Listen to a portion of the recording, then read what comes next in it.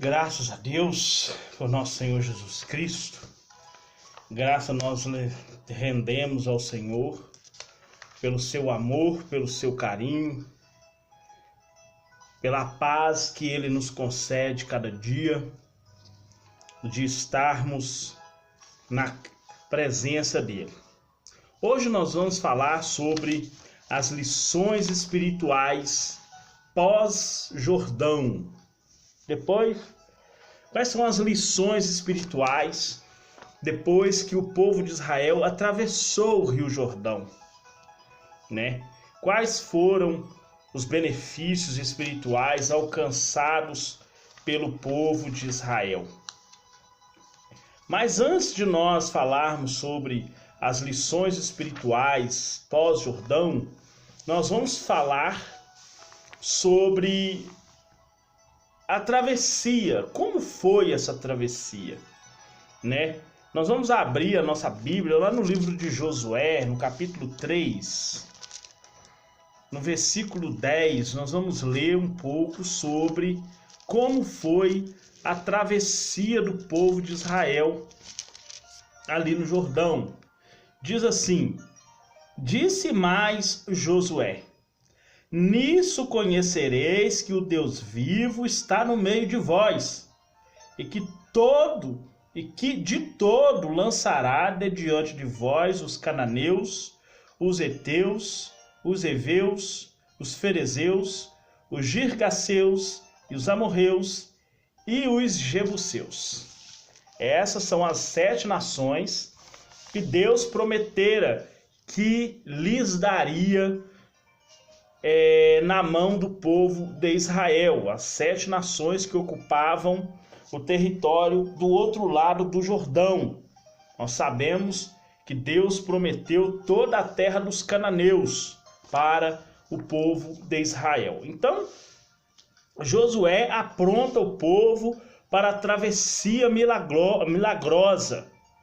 Um milagre muito grande foi realizado por Deus na travessia do Jordão. O próprio Deus interfere espiritualmente.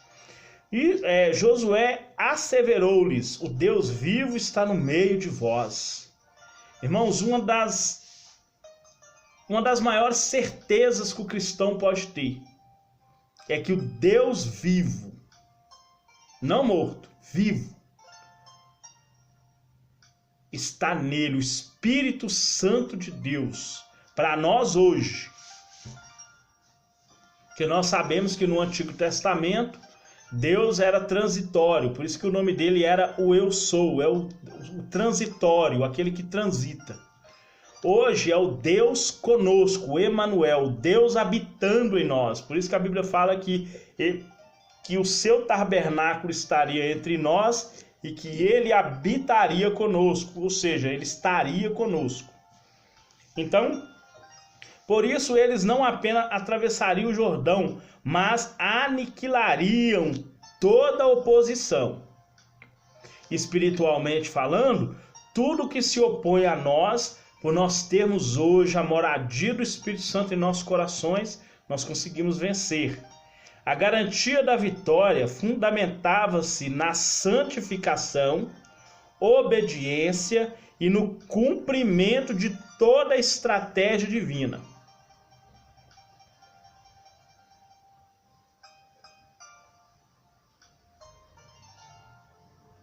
Olha para vocês verem.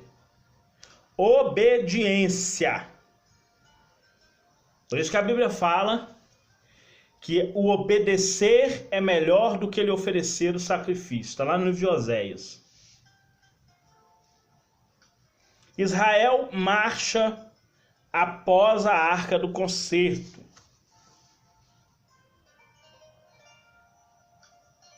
Todo mundo sabe que naquela época a Arca do Concerto era o símbolo da presença de Deus no meio do seu povo. A arca de madeira de cetim, aonde estava a tábua dos testamentos, a vara que florescera e o maná, e o vaso o gomer de maná, que estava com o povo de Israel desde a época que Deus fez chover o maná do céu. Desde o tempo de Coré, Datã e Abirão, que a vara de Arão floresceu, que ela estava no meio de Israel. E desde o Êxodo 20, quando Deus entregou as pedras escritas pela sua própria mão a Moisés, estava dentro da arca. Simbolizava a presença de Deus no meio do povo. Hoje, a presença de Deus é o Espírito Santo nas nossas vidas. Então, a arca simbolizava a presença de Deus. Assim que os sacerdotes puseram sobre os ombros e começaram a andar em direção ao Jordão, todos a seguiram.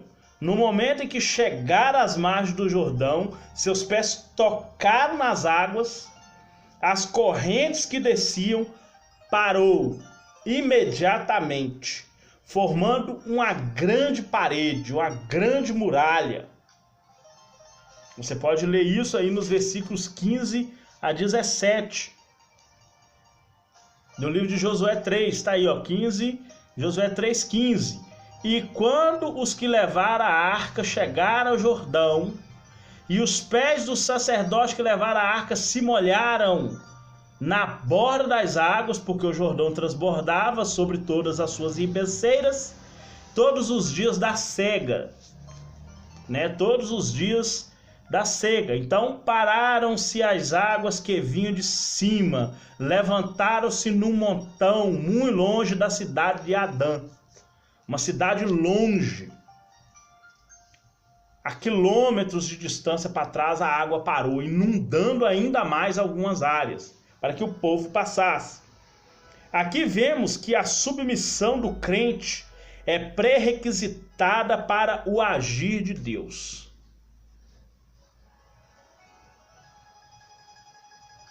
Josué fala as palavras do Senhor. Antes de falar ao povo, Josué ouviu a voz de Deus de modo especial. Versículo 7. Esse dia começarei a engrandecer-te perante os olhos de todo Israel, para que saibam que assim como fui com Moisés, assim serei contigo. Nós sabemos muito bem que Moisés foi o precursor da antiga aliança. E ele também foi o legislador, mas também ele foi o mediador.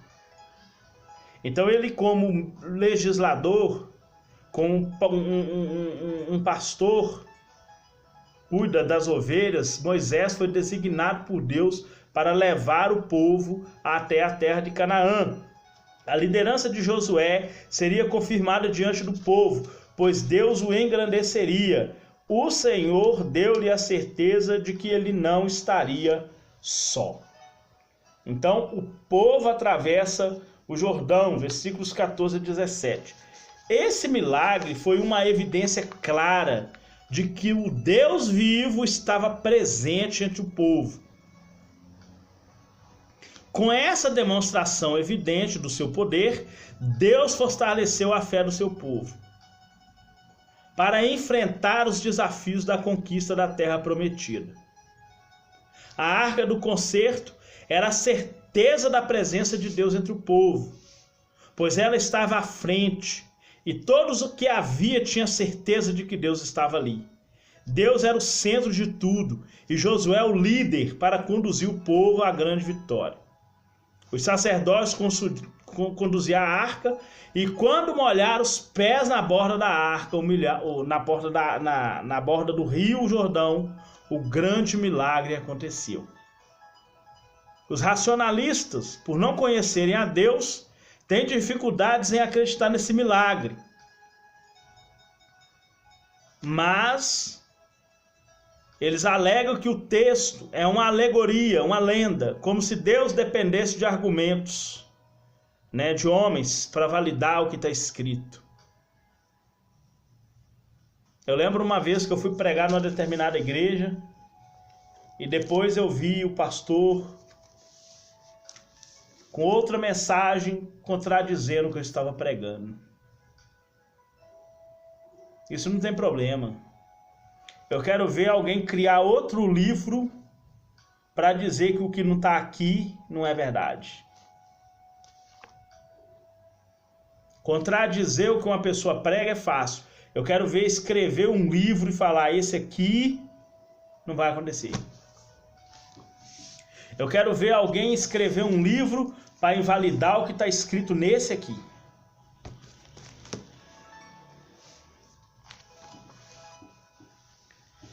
As Escrituras simplesmente afirmam que as águas que desciam formaram uma muralha grande, perto de uma cidade chamada Adã. Uma cidade pequena, perto do mar Mediterrâneo. A cidade de Adã, para cima um pouco ali das margens do Jordão, perto ali do mar da Galileia,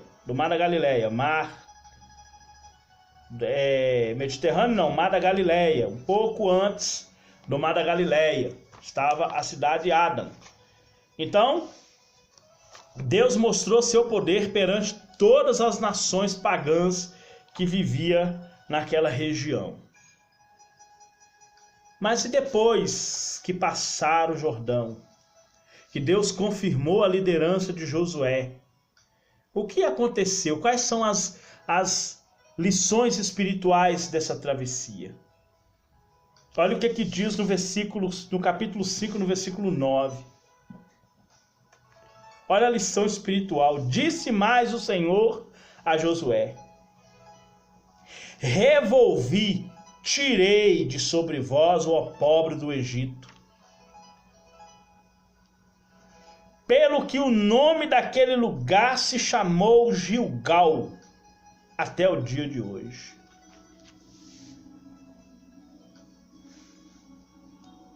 Pelo que o nome daquele lugar se chamou Gilgal até o dia de hoje. Porque Deus tirou a vergonha, o opróbrio de cima do seu povo. Pelo que o lugar se chamara Gilgal. Porque muitas pessoas que saíram do Egito achou que Deus estava levando eles para uma terra que era igual ao Egito, uma terra de escravidão. Igual as pessoas que não acreditam na vida eterna hoje, acham que a vida eterna vai ser essa miséria que a gente vive aqui. O povo de Israel acreditava que Moisés estava tirando eles da terra do Egito para levar para um lugar pior do que o Egito. Eles não acreditavam que o lugar para onde eles estavam indo era uma terra que mana leite e mel, uma terra melhor do que a terra do Egito.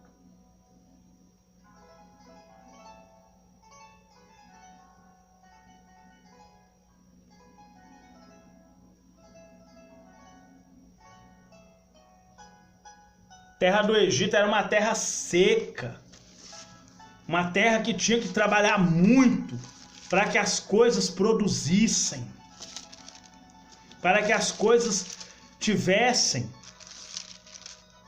produção. Tinha que se jogar muita água, tinha que molhar muito para que acontecesse de alguma coisa brotar na terra do Egito. Era uma terra que não valia nada, tinha que trabalhar muito para que a terra produzisse. Tinha que trabalhar muito. Então eles acreditavam que a terra do Egito, ou a terra para onde eles estavam indo, era uma terra igual a do Egito. Mas não era uma terra muito melhor.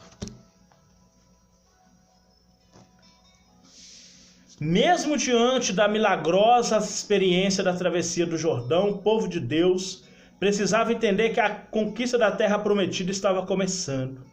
Novas provações, embates e acontecimentos sobrenaturais marcariam a vida de cada israelita. Deus haveria de conceder novas e edificantes lições sobre seu caráter, objetivo e soberania.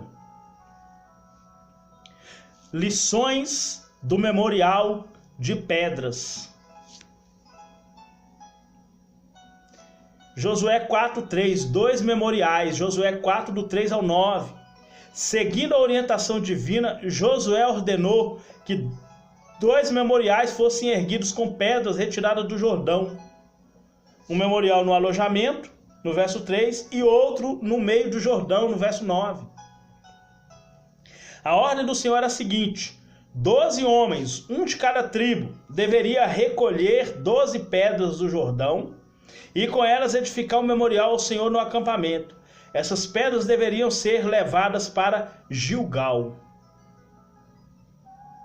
Porque o nome do lugar agora não é mais Ada, é Gilgal. Porque Deus tinha tirado o opróbrio, a vergonha da escravidão. Estava agora completamente livres da escravidão. O lugar onde Israel habitara por algum tempo. Para o segundo memorial, Josué levantou 12 pedras no meio do Jordão, exatamente no lugar do assento dos pés dos sacerdotes que levava a arca do concerto. No mesmo lugar onde os sacerdotes pisaram, Josué ergueu as 12 pedras como memorial. Esses monumentos serviam de sinal do poder de Deus entre eles. Qual o propósito desse memorial? Versículo 21. 4:21. Josué 4, versículo 21 está o propósito desses memoriais.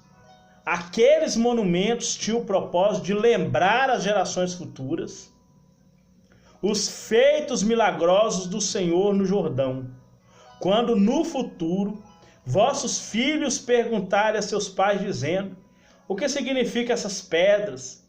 Farei saber aos vossos filhos dizendo: Israel passou em seco esse Jordão. Essa era a pregação do Antigo Testamento.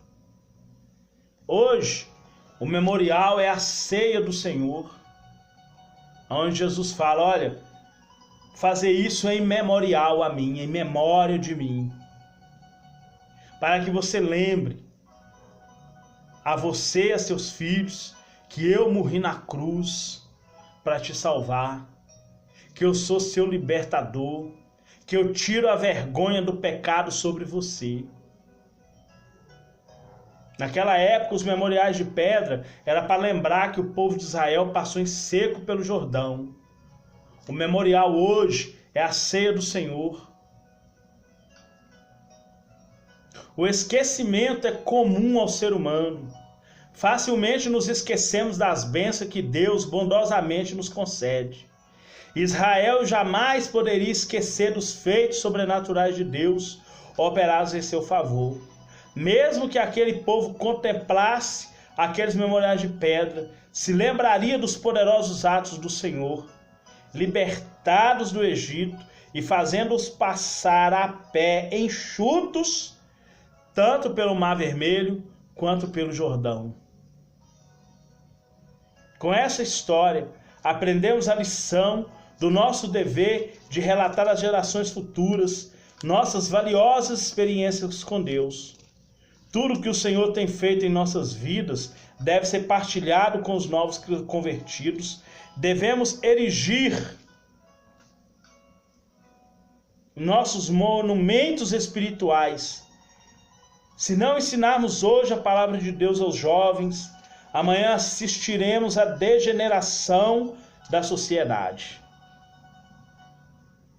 Precisamos conhecer bem, corretamente as doutrinas bíblicas e ensiná-las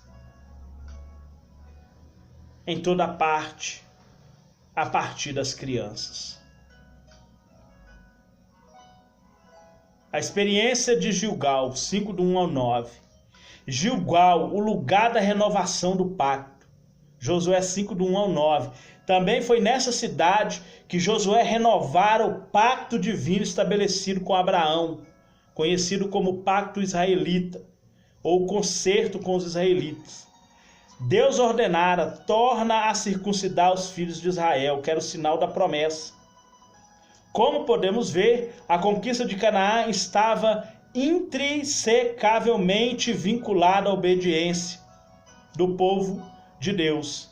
Deus já havia estabelecido com Abraão e seus descendentes um pacto de vitórias nas conquistas da terra de Canaã. Gênesis 15, 17 a 21. Nessa lição, aprendemos que a vitória dos israelitas estava condicionada à obediência ao Senhor e sua palavra. Deus não apenas cumpriu sua promessa que lhes fez no passado, mas assegurou-lhes novas vitórias no futuro. Se formos submissos ao Senhor e à sua palavra, teremos as mesmas garantias e promessas de vitória no nome de Jesus. No nome de Jesus, o que será para memorial. Que Deus possa te abençoar poderosamente no nome de Jesus. Pai querido, Pai santo, Deus de amor, de paz e de misericórdia. Nós agradecemos ao Senhor por tudo. Muito obrigado, Pai, pelo teu poder e a tua graça. Em nome de Jesus. Amém. Fiquem com Deus. Deus abençoe vocês.